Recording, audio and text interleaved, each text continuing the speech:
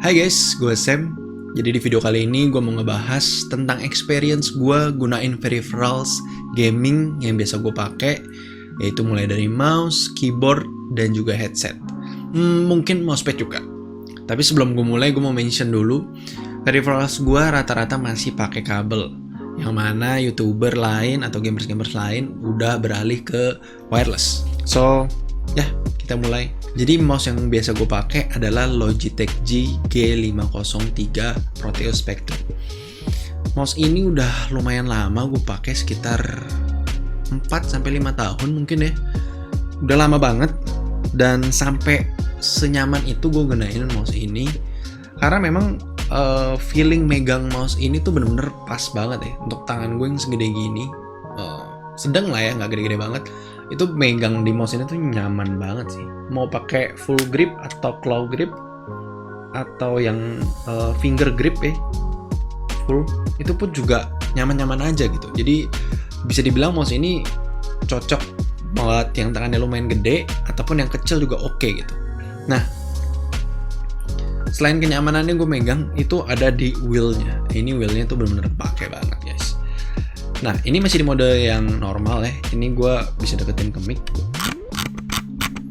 kayak gitu, itu masih normal. Nah, dia ada mode keduanya, yaitu dipencet dia bisa nge-scroll, jadi bisa loose full kayak gini. Gue sih memang nggak perhatiin banyak tentang mouse-mouse yang sekarang, apakah banyak bisa kayak gini, loose kayak gini. Tapi ini kegunaannya tuh penting banget pas kita nge-surfing di browser maksudnya, atau di sosmed, lagi di Facebook atau lagi baca berita. Ini tuh enak banget, kita nggak pakai tenaga ya. Jadi tangan kita tuh nggak pakai tenaga untuk nge-scrolling. Jadi benar-benar fungsinya tuh nyaman banget. Memang kalau main ke game gue pasti lock ya. Jadi untuk gunain ganti senjata atau pakai skill mungkin lebih enak di grip. Nah, selain itu clickingannya juga mantep. Feeling clickingannya dan suaranya tuh gurih deh pokoknya. Entah kenapa. Mantep. Gue nggak tahu umurnya udah berapa kali klik lagi. Cuman ya sampai sekarang masih nggak pernah ada masalah. Dan sensornya juga masih feeling gue sensornya nggak pernah kenapa-napa gitu. Sampai sekarang pun tuh tetap tajam lah. Kalau gue ngeflick di Valorant tuh juga greget gitu, tes gitu. Sisanya sih dari mata gue ya. Dan fungsi tambahannya adalah di sebelah sini, yang di sampingnya itu untuk kalian yang main Dota atau game RPG yang lain. Ini kan semua bisa dibind ke skill-skill kalian. Nah, ini tuh kepake banget. Banyak sih mouse yang gue tahu pencet-pencetan di sampingnya tuh lebih banyak lagi. Cuman menurut gue ini udah lebih dari cukup ya. Di samping tuh ada 1, 2, 3, 4, 5. Total 5 kalian bisa custom gunain ke skill-skill yang lain. Jadi ini benar-benar kepake banget sih. Bahkan agak kelebihan sedikit. Dan di tengahnya juga ada pencetan mode selain untuk menahan yang kursornya wheelnya ini. Oke.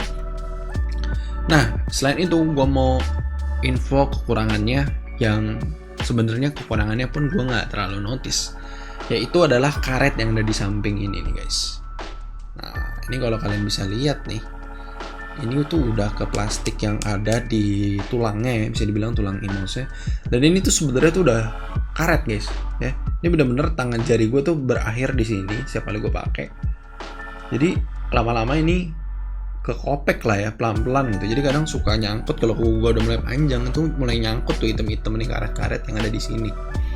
Jadi bener-bener lama-kelamaan ya, lama-lama dia akan ke kopek. Mungkin kalau kalian yang lebih rajin gunting kuku mungkin nggak akan kenapa-napa gitu ya. Dan ini juga terjadi ke sisi dalamnya. Ini di bagian jempol pun gue juga rada ke kopek ini ya, kalau kalian bisa lihat rada kopek. Tapi guys, tetap gue nggak berasa ini mengurangi kenyamanan gue bermain ataupun megang ini mouse, dan nggak mengurangi skill lah. Bahkan di bagian jempol karena dia kekopek dalamnya, gue bisa pencet additional buttonnya di situ lebih gampang lagi, lebih lebih quick lagi lah gitu untuk mencet kayak gitu guys. Dan kalau nggak salah mouse ini tuh udah ada versi yang lebih bagusnya lagi, yang udah di-upgrade dengan model yang sama. Namanya tuh kalau nggak salah Logitech G503 Hero ya. Masih menggunakan kabel, dan yang gue tahu ada yang namanya belakangnya Pro. Nah, itu udah nggak pakai kabel, dengan kualitas yang sama dan no anti delay katanya. Untuk saat ini sih masih nggak kenapa-napa mouse-nya, cuman mungkin bakal gue ganti ke yang Hero atau yang Pro ya. Tinggal kita lihat aja kantong gue muatnya sampai seberapa. Oke. Sebelumnya itu gue pernah pakai mouse Logitech G103 kalau nggak salah namanya. Ini mouse-nya yang kayak bentuknya kayak Logitech mouse kantoran pada umumnya, tapi dibikin ala-ala gaming. Dan ini juga sebenarnya juga enak. Cuman karena gue pengen sebenarnya ini lebih nyoba-nyoba aja beli mouse ini, karena harganya murah juga sekitar 300.000, wow banget. Dan ini sebenarnya juga udah enak, cuman ya akhirnya gue pakai untuk jadi backupan aja gitu. Kalau misalkan waktu yang mouse G503 itu rusak. Tapi yang gue akuin di sini enteng buat main game FPS tuh, ngeflicknya enak banget. Oke, so kita move on ke keyboard. Nah, keyboard ini yang gue pakai adalah Kodo Beast ya. Ini produk lokal setahu gue, dan harganya itu juga termasuk terjangkau ya, sekitar harganya 500 sampai 600-an ribu. Yang gue beli ini kalau nggak salah 575. Mungkin gue perlu kasih tahu dulu, ini merek tuh baru muncul di tahun 2020 bulan Februari atau Maret gitu ya. Karena ini gue termasuk baru ya, belum ada setahun. Tapi gue bisa bilang kualitas mouse ini mantep banget. Kenapa? Karena switch-nya itu bisa di hot swap, bisa diganti mechanical keyboard. Nah, gue pakai yang brown switch, which is control berisik, tapi tactile-nya masih berasa. Nah, ini dia keyboardnya, ya. Keyboardnya termasuk simple banget modelnya, layoutnya TKL. Nah, kenapa gue masih pakai TKL? Karena gue butuh F1, F2 sampai F12-nya ini, ya. Karena gue masih pakai shortcut yang ada di OBS untuk gue live streaming dan lain-lain. So, experience gue gunain keyboard ini hanya ada satu kekurangan yang cukup ngeselin. Beberapa temen yang udah nonton live streaming gue pastinya udah pernah denger kalau gue ngedumel W-nya nggak jalan, shift-nya nggak jalan, CTRL-nya nggak jalan. Nah, untungnya karena keyboard ini hot swappable ya, akhirnya gue bisa beli switch-nya sendiri di luar dari merek ini. Gue beli brown switch Outemu dan gue ganti aja, gue hot swap aja gitu. Dari apa sih namanya, boardnya itu langsung dicabut dan diganti yang baru dan langsung fine. So, bisa dibilang kalau kalian pakai keyboard yang kayak gini juga, ini bakal lifetime sih bisa dibilang. Yang penting kalian sering-sering bersihin sensor kali ya, sensor dari switch, atau bersihin keseluruhan keyboardnya lah supaya kalian nggak berdebu gitu.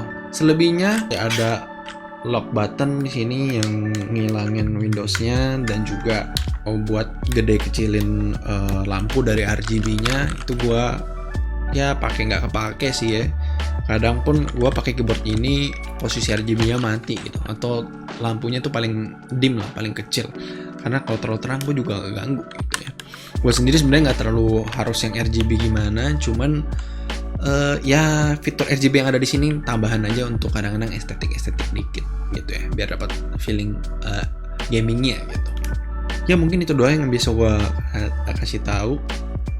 Dan gue perlu mention juga, sebelumnya gue pakai keyboard mechanical Razer Black Widow Stealth kalau nggak salah namanya, lupa. Itu masalahnya udah nggak bisa gue gunain lagi karena switch-switchnya itu udah double click, ada yang nggak bisa pencet sama sekali, sampai ya udah nggak bisa pakai lagi lah itu keyboard. Makanya gue ganti ke sini dengan bisa di hot swap. Oke, kita lanjut lagi ke headset. Ini adalah headset HyperX Cloud Alpha S ya, lumayan panjang banget namanya. Nah, sebelum gue ngebahas kenapa gue pakai ini headset, gue mau mention dulu headset lama gue guys, yaitu Logitech G633 kalau nggak salah. Ini sebenarnya udah nyaman banget di kuping gue ya, bener-bener nyaman banget sebenarnya. Ini kapasnya dan space kupingnya itu luas banget guys di kuping.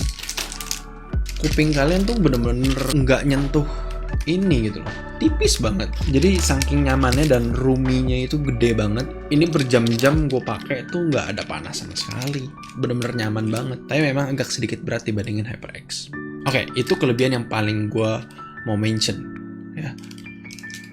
Nah, kita balik lagi ke HyperX. Nah, kenapa akhirnya gue pakai HyperX ini? Kualitas dari si headset ini tuh bener-bener bagus banget. Jadi kita bisa denger secara surrounding langkah musuh dari mana. Ya, ini kepake banget buat yang main CSGO, Valorant, PUBG, apapun itu yang berbau FPS pasti kedengeran. Memang secara kenyamanan penggunaan di kuping ini lebih cepet panas ya. Gue mungkin 3 jam main game pakai ini, gue kadang mesti buka dulu gitu.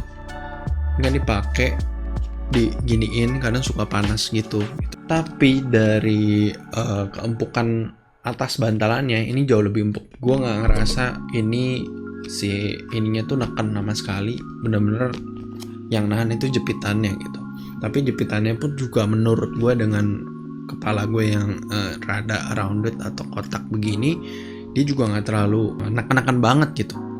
So far masih oke. Ya, itulah kenyamanan yang ada di headset ini. Oke, nah untuk bahas sedikit mic-nya, ini juga memang gue belum terlalu bahas di video-video sebelumnya, karena memang mic yang gue pakai kan yang ada di video PM800, kalian bisa cek linknya ada di cards ataupun ada di deskripsi bawah gue taruh. Dan ini kalau gue pakai sendiri untuk main lah sama temen, nggak lagi live streaming, ini masih oke. Cukup jernih, nggak ada suara-suara aneh atau yang mengganggu ke kuping temen gue, dan juga dilindungin sama si busa mikrofonnya, jadi suara napas gue tuh nggak masuk ke mikrofon ini gitu ya. Cuman tetap masih kalah yang B800 Pro. Ya beda ya, memang kualitas untuk mikrofon headset mungkin dituju untuk setidaknya jernih pendengarannya pas kita lagi koordinasi di dalam game. Dan selain itu gue lupa mention guys, kalau dia tuh ada sound card ini guys. Ini sound card yang bikin si headsetnya tuh bener-bener super powerful ya guys. Nih, jadi kalau kalian mau dapetin hasil kualitas terbaik tuh pakai si 7.1 ini. Ini kalau dimatiin suaranya kurang surround ya. Ini harus dinyalain. Jadi kalian bener-bener bisa presisi banget. Sebenarnya ini juga kuncinya yang bisa nunjukin kualitas dari si HyperX ini tuh bener-bener ciamik. Oke, itu dia guys kualitas dari si headset HyperX ini ya. So terakhir gue mau mention mousepad guys. Mousepad yang biasa gue pakai adalah dari DA Gaming. Jadi sebenarnya mousepad ini gue pakai tuh bener-bener cuman pengen ngerasain ada RGB-nya aja di mousepad, nggak ke kualitas dari si mousepadnya sendiri untuk ngeflick dan lain-lain. Memang kalau gue tanya-tanya ke teman-teman gue, mousepad yang kayak gini kurang recommended sebenarnya. Cuman balik lagi gue masih ngerasa fine-fine aja. Atau beberapa reviewer mention kalau tangannya tuh gatel gitu kalau kena ke jaring-jaring ada di kabel RGB-nya gitu. Tapi gue sendiri pun nggak ada masalah gunainnya dan overall oke banget. So guys, itu dia experience gue menggunakan peripherals gaming dari mousepad, headset, keyboard, dan mouse. Gimana menurut kalian?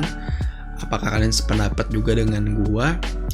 So, semoga pendapat gua atau experience gua bisa membantu kalian memilih mouse yang sebenarnya udah ketinggalan zaman secara tahun, tapi kalian masih bisa beli yang Hero atau yang Pro.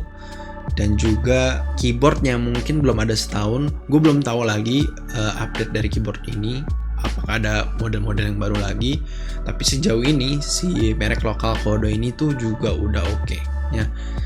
Cari yang hot swapnya ada dan kalian siapin mechanical switchnya guys. Itu aja kalau dari keyboard. Nah, headset juga termasuk belum ada setahun kayaknya, itu juga udah oke banget ya. Mousepad juga masih banyak banget di e-commerce gue rasa dengan harga yang sekitaran segitu juga yang tadi gue mention. So, semoga experience gue bisa menambah insight kalian untuk memilih mouse, keyboard, headset, mousepad yang bakal kalian beli dalam waktu dekat ini. Oke, so thank you guys udah nontonin sampai akhir video. Jangan lupa subscribe ke channel ini buat yang pertama kali datang ke channel ini. Dan juga mampir juga buat ke semua teman-teman ke channel Facebook Gaming gua hampir setiap hari live streaming di jam 2 WIB. Pantengin gua di sana, ngobrol di sana. Jangan lupa juga untuk komen di bawah guys supaya kita bisa ngobrol-ngobrol tentang video yang ada di sini. Dan bantu share juga ke teman-teman gaming kalian yang mungkin lagi nyari peripherals gaming dalam waktu dekat ini. Oke, sekali lagi semoga membantu dan sampai jumpa di video berikutnya. Bye bye guys.